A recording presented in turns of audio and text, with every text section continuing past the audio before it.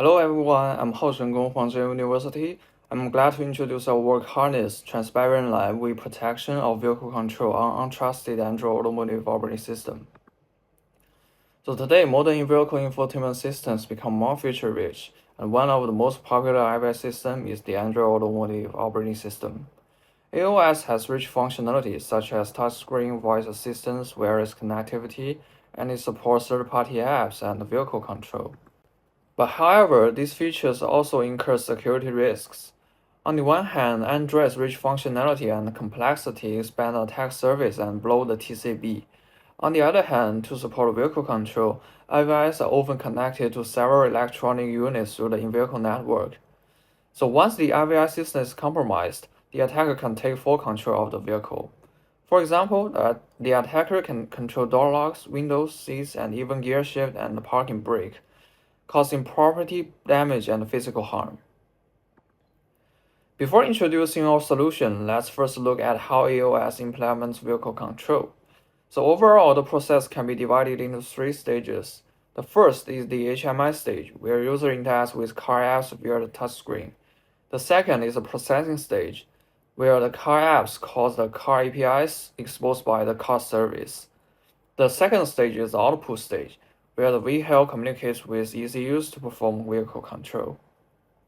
Such a large software stack also results in a big attack surface, and from these stages we identified 13 possible attack strategies, all of which could be exploited to take control of the vehicle. So with this in mind, let me introduce our threat model. First, the AAOS, including the kernel and the system service, as well as third-party apps, are considered untrusted.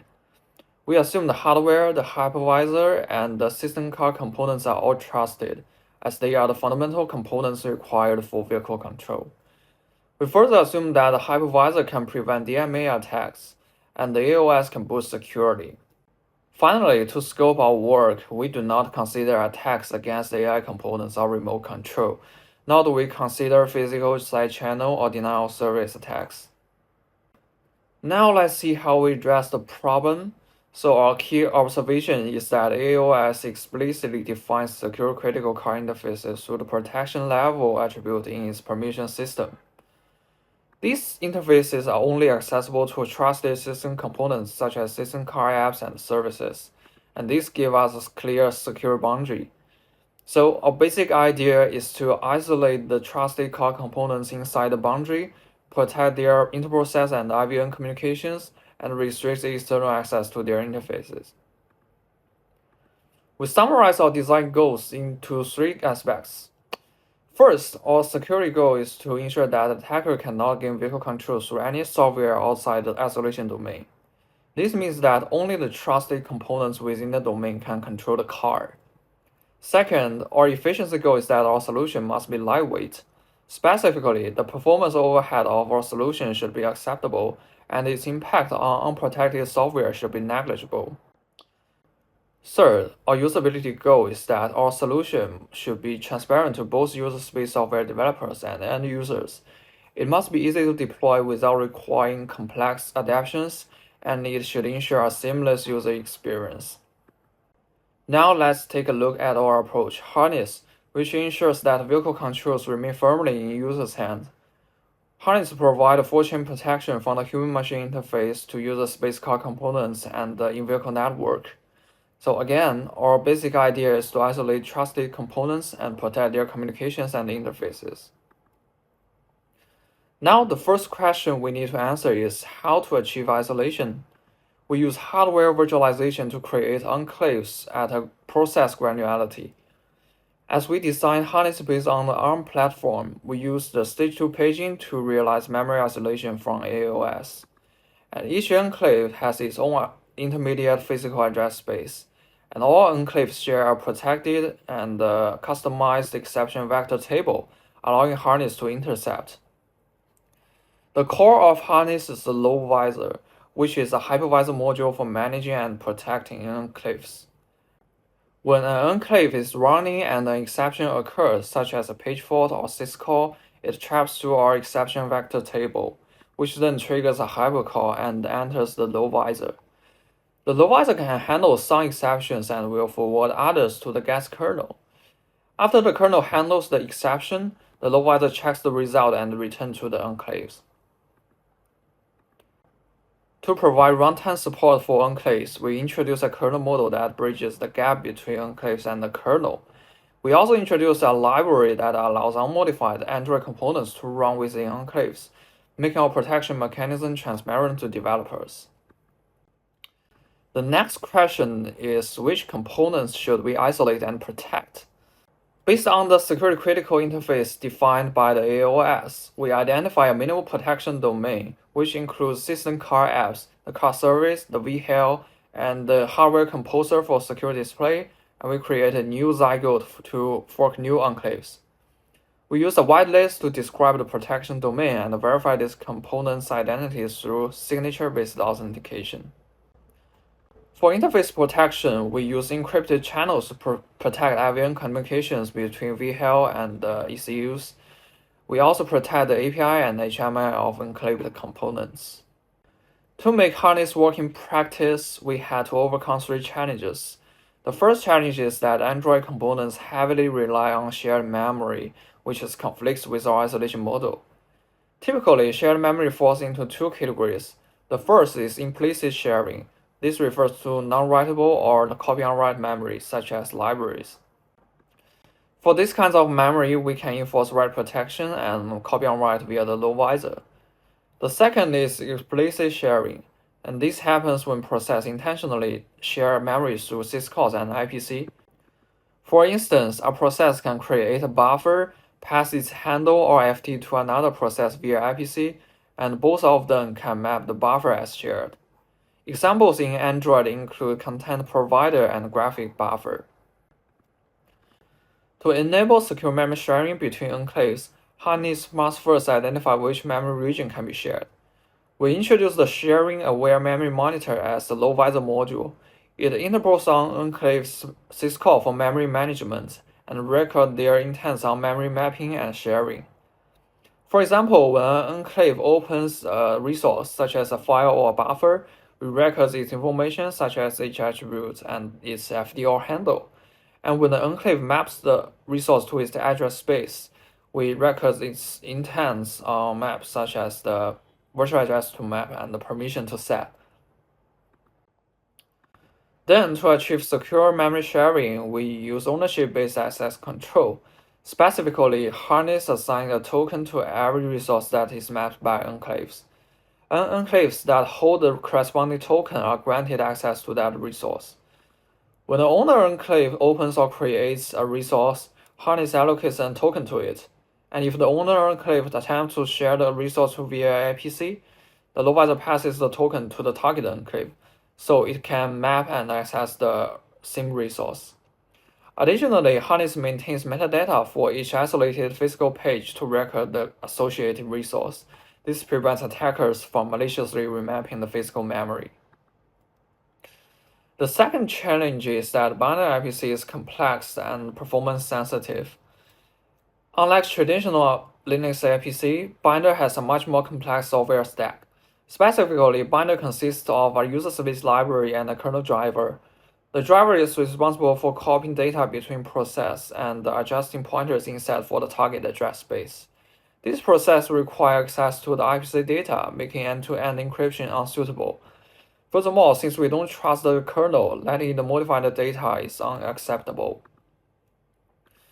To secure binder IPC, we first need to protect communication between mutually trusted enclaves, including the content and the flow of the data. Our basic idea is to use the load balancer to track and mediate binder transactions between enclaves.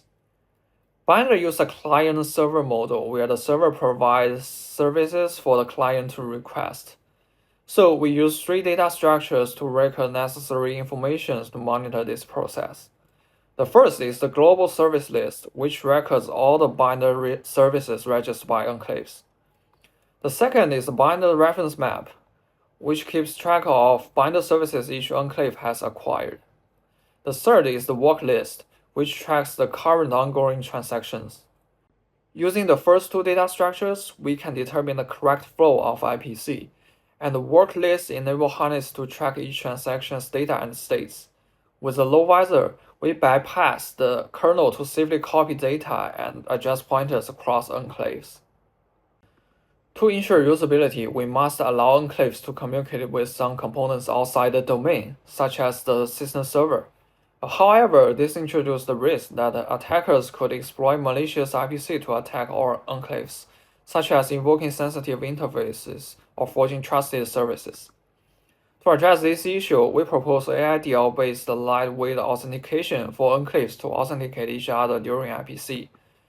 Specifically, we modified the AIDL compiler to allow developers to mark sensitive interfaces.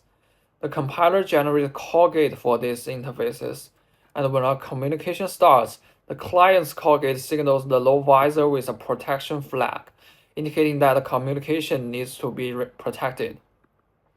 And before receiving the data, the low visor verifies the sender's identity, and if it's trusted, the low visor signals the receiver via the protection flag, and the receiver's call gate can decide whether to proceed with the function.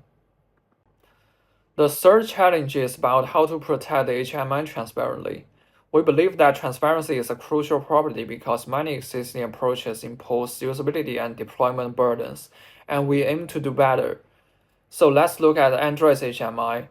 Its software stack includes an untrusted kernel and some vulnerable system services, so we cannot simply isolate all software related to the HMI, as doing so would significantly expand the attack surface of the protection domain. Harness protects HMI from two aspects. The first is the GUI. In Android, an app renders its GUI in a graphic buffer, which is then passed to the hardware composer to display on the screen. We use two techniques to secure this process. The first is the graphic buffer isolation. So as mentioned earlier, we have isolated the hardware composer and car apps. By first isolating the buffer shared between them from the AAOS, the entire process can be securely managed within the isolation domain. Next, we protect the I/O operations of the HWC and car apps using virtual device binding. Specifically, we bind the virtual device to specific enclaves and isolate their I/O buffers to block malicious I/O control from untrusted software. For example, we bind the virtual GPU to the HWC, ensuring that the GPU can only display graphic buffers coming from the HWC. To protect touch input, we introduce a validation-based method. Android processes touch input in several steps. First, the hardware generates raw data such as coordinate or touch state, which is passed to the Linux input subsystem and converted into input events. Next, the input manager service consolidates these events into input messages and dispatches them to the apps. We found that the IMS processes input events in a reversible manner, meaning that the input messages can be traced back to the original hardware data.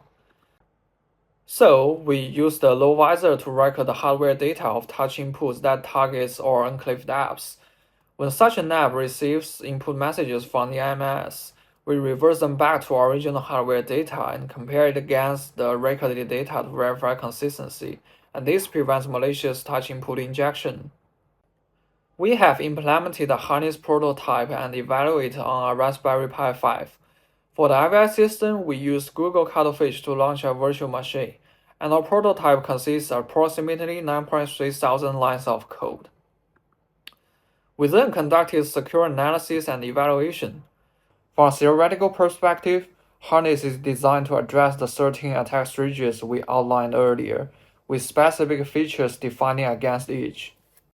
We also analyzed the 26 CVEs and 3 attack paths from a prior study, showing that harness can effectively mitigate real-world threats. And finally, we conducted simulated attack tests based on the strategies, confirming that harness successfully defends against them. Next, let's move on to the performance evaluation. Our baseline is the original AAOS, and for systems that deployed harness, we test in both protected and unprotected environment. So here's the result of some micro benchmarks. Harness showed a 3.7 times slowdown in terms of LM bench, with most of the overhead coming from context switching, page fault, and creating new enclaves. When testing app launch and touch input latencies, the overhead was around 20%. Finally, the memory usage increases by less than 4%. And for unprotected software, the performance overhead is negligible. Next, let's look at binder latency. We test the latency of transmitting data of different sizes. The results show that binder communication between enclaves has about 60% additional latency.